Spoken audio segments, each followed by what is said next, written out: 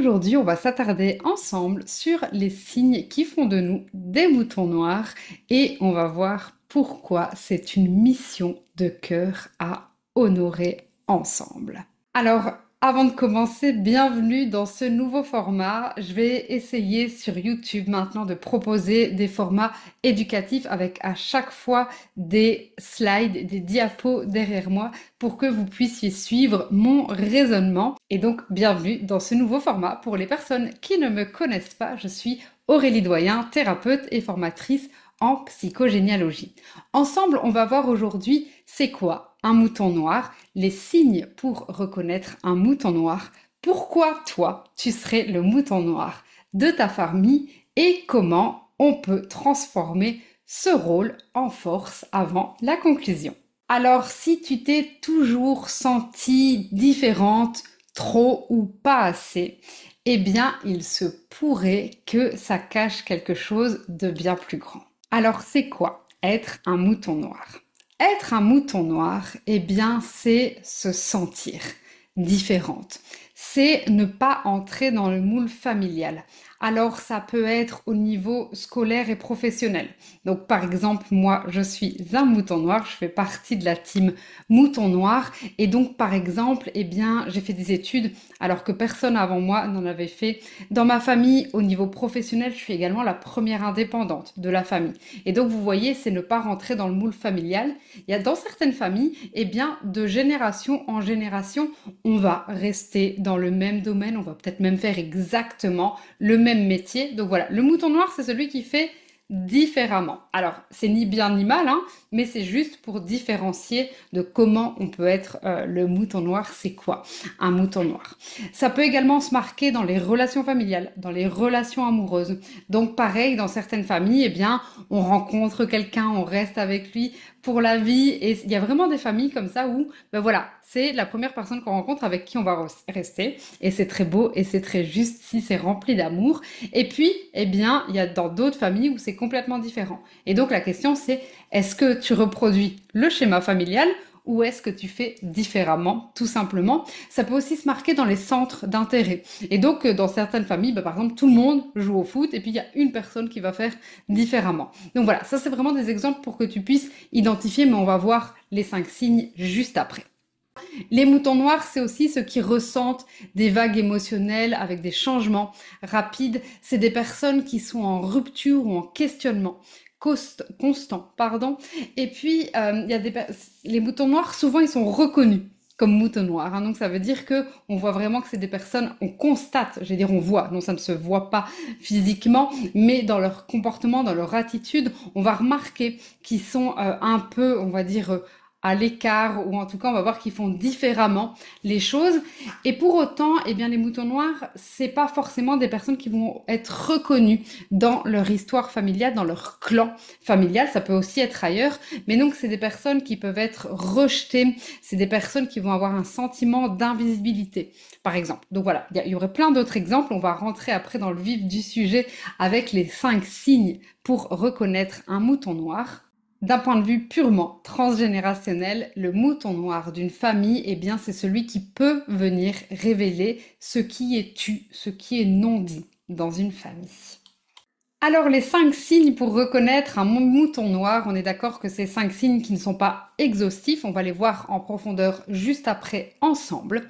Donc, le premier signe, c'est que tu ne t'es jamais senti à ta place. Le deuxième, c'est que tu es celle qui remet en question les règles. Le troisième signe, c'est que tu ressens un poids sans pouvoir l'identifier. Le quatrième signe, c'est que tu es toujours en quête de sens. Et le cinquième signe, c'est que tu mets un masque, mais tu sais au fond de toi que... 3 petits points, on le verra juste après. Je dis que ces 5 signes qui sont pas exhaustifs parce que d'une part, eh bien, il faut pas que tu coches toutes les cases pour te dire que tu es un mouton noir. Et aussi, c'est pas parce que tu coches ces 5 signes qu'il n'y a que cela. Ok? Donc, je veux pas être restrictive, mais c'était vraiment pour avoir une première vue sur ce que c'est un mouton noir dans une famille. Alors, tu ne t'es jamais senti à ta place, le premier signe. Il faut savoir que la première place qu'on expérimente, c'est celle qu'on a dans notre famille. Et donc, si on ne se sent pas à notre place dans notre famille, ça va vraiment être compliqué de se sentir à sa place ailleurs. Donc, c'est là où c'est important de revenir à son histoire familiale. Et donc, si tu ne te sens pas à ta place, les questions que tu peux te poser, c'est, eh bien, comment mon arrivée a-t-elle été accueillie par mes parents? Est-ce que j'étais attendue? Est-ce que j'étais une surprise? Comment ça a été accueilli par mes grands-parents? Si j'ai des frères et sœurs, comment eux, ils l'ont pris? Voilà, donc ça, c'est vraiment des questions que tu peux te poser. Quelle est ma place dans la fratrie? Donc voilà, est-ce que je suis numéro un, numéro 2, numéro 3? Est-ce qu'il y a éventuellement eu des fausses couches ou des avortements avant moi? Souvent, ça peut venir faire bouger les places et c'est intéressant du coup d'aller voir ça également. Est-ce que mes parents attendaient une fille ou un garçon? Vous voyez, c'est vraiment plein de questions qui vont vraiment nous questionner sur notre place et c'est là où, une fois qu'on a ces réponses-là, eh bien, ça va vraiment nous permettre de retrouver notre propre place. Alors, du coup, ça ne veut pas dire que d'un coup d'un seul, on va plus être le mouton noir. Ça veut juste dire qu'on va pouvoir jouer notre rôle très très différemment. Par rapport à la question de la place, j'avais fait une vidéo sur le sujet où j'explique vraiment bien les questions de place dans une famille et donc vous pouvez retrouver cette vidéo sur ma chaîne YouTube et donc elle s'appelle Comment trouver sa place et l'incarner et si ça commençait dans ta famille. Au niveau du deuxième signe, tu es celle qui remet en question les règles, que ce soit les règles familiales, mais ça peut être les règles de manière beaucoup plus générale dans la société. Et là, je voudrais introduire la notion de loyauté et de rébellion. Parce que souvent, soit on va être très en loyauté avec sa famille, donc on va suivre le chemin familial, soit on va être très en rébellion, on va faire tout l'inverse. Et c'est vrai qu'on a l'impression avec les moutons noirs qu'on est dans le mode rebelle, et c'est vrai que je pense que la majorité des moutons noirs sont dans le mode rebelle, mais à savoir que ce soit la loyauté ou que ce soit la rébellion, on joue la même pièce de théâtre, ok? C'est la même pièce de monnaie, il y a une face A, il y a une face B, c'est la même pièce, et donc en fait on fait à peu près la même chose. On a juste l'impression qu'on fait très différemment, mais c'est la même chose. Donc là, voilà, je te donne l'exemple de tu refuses de faire parce que c'est comme ça. Donc on nous dit que c'est comme ça. Et donc on le fait. Eh bien, les moutons noirs vont dire non, on le fait pas. Ou parce qu'on a toujours fait comme ça. Mais ça a toujours été comme ça. Oui, mais c'est pas parce que ça a toujours été comme ça qu'on doit le faire. Et puis, eh bien, à contrario, il y a tu le fais pour faire plaisir, mais c'est contraire à qui tu es profondément. Et donc, tu le fais, mais tu sais que c'est pas OK. Et donc, vous voyez là la différence entre rébellion et loyauté. Eh bien, on peut le faire, mais on sent que c'est pas OK. On peut aussi être dans le cadre du mouton noir dans ce cadre-là. OK? Et donc ça, je vous l'ai dit, ça peut être dans le cadre des règles familiales ou sociétales. La c'est vraiment, tu continues en fait à te poser la question du pourquoi après l'âge habituel des 7 ans. Donc souvent, hein, jusqu'à 7 ans, un enfant, il pose pourquoi. Et puis au fur et à mesure, le pourquoi va évoluer. Eh bien, les personnes qui sont désignées comme moutons noirs dans leur famille, eh bien, c'est vraiment des personnes qui vont continuer à questionner, qui vont continuer à remettre en question les choses jusqu'au bout de leur vie, très probablement. Alors le troisième signe, tu ressens un poids sans pouvoir vraiment l'identifier. Et donc, chez les moutons noirs, on va vraiment être confronté à des personnes qui ont vécu beaucoup d'événements de vie que peu ont vécu. Donc c'est des personnes qui ont beaucoup été confrontées à des deuils, par exemple, ou à des accidents. Voilà, il s'est passé des gros trucs dans leur vie et pas qu'une fois. C'est, il y a un peu une rareté par rapport à ça. Alors on le souhaite à personne, mais ça fait vraiment partie des signes des moutons noirs.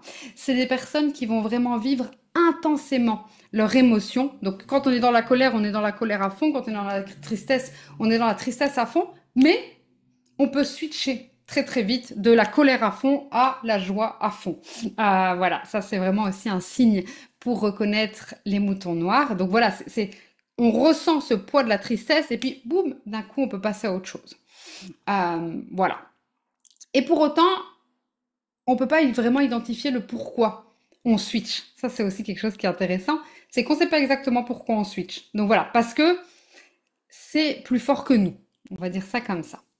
Alors le quatrième signe, c'est que tu es toujours en quête de sens. Donc ce fameux pourquoi dont on a parlé juste avant, mais il y a aussi le comment. Donc c'est pas juste le pourquoi. Avec les moutons noirs, c'est aussi le comment. Tu vas pas juste te satisfaire d'une réponse, mais tu vas vraiment aller chercher le sens qu'il y a derrière.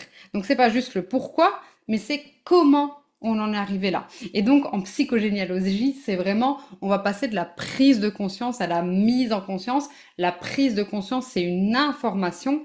La mise en conscience, c'est l'intégration. Donc il y a vraiment toujours les deux. C'est pour mettre du sens. Eh bien, les moutons noirs, ils vont vraiment toujours être là-dedans.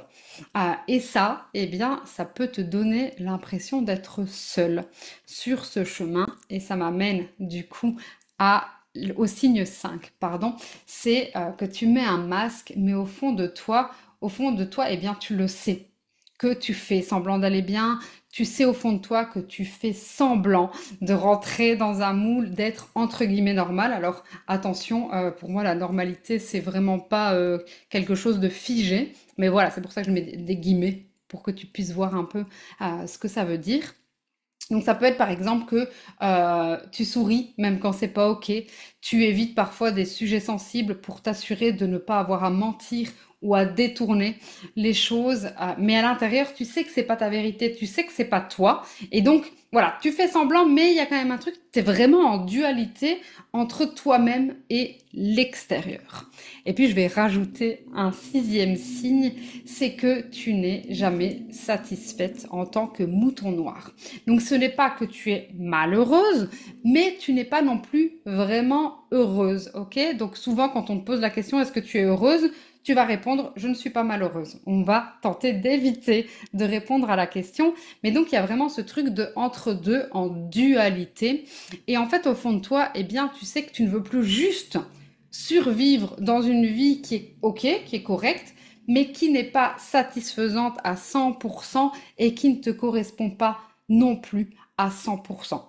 Donc voilà un peu les signes les plus généraux, on va dire, des moutons noirs. Donc peut-être que là déjà, tu peux te reconnaître, peut-être même que tu le savais avant. Et pourquoi ce serait toi, ce fameux mouton noir de la famille? Eh bien, il faut savoir que les moutons noirs dans une famille, ils ne sont pas choisis par hasard, ok? Le rôle du mouton noir, c'est vraiment un rôle spécifique de libération. Au niveau de ton profil transgénérationnel, si on pourrait l'appeler comme ça, eh bien, c'est celui qui va t'amener à ouvrir des portes là où d'autres n'ont pas pu, ok? Donc, c'est pas que les personnes ne veulent pas le faire, c'est pas que des personnes ne veulent pas libérer ou qu'elles font des secrets ou qu'elles font des non-dits, mais c'est juste qu'elles ne peuvent pas et que toi aujourd'hui, eh bien, tu as la possibilité de mettre des mots, d'ouvrir les consciences par rapport à ça. D'un point de vue transgénérationnel, on est d'accord que tout le monde peut avoir ce rôle de libération, d'accord? Mais c'est juste que le mouton noir, il a un rôle qui est plus spécifique et c'est à lui du coup de dire est-ce que je l'accomplis ou est-ce que je l'accomplis pas. Donc c'est pas du déterminisme parce qu'en psychogénéalogie je dis tout le temps qu'il n'y a pas de déterminisme, mais c'est juste un rôle, une casquette qu'on peut décider de prendre ou non. Et puis, bah, si on décide de prendre ce rôle à cœur, eh bien, on peut vraiment le transformer en force. Comment on peut transformer ce rôle du mouton noir en force?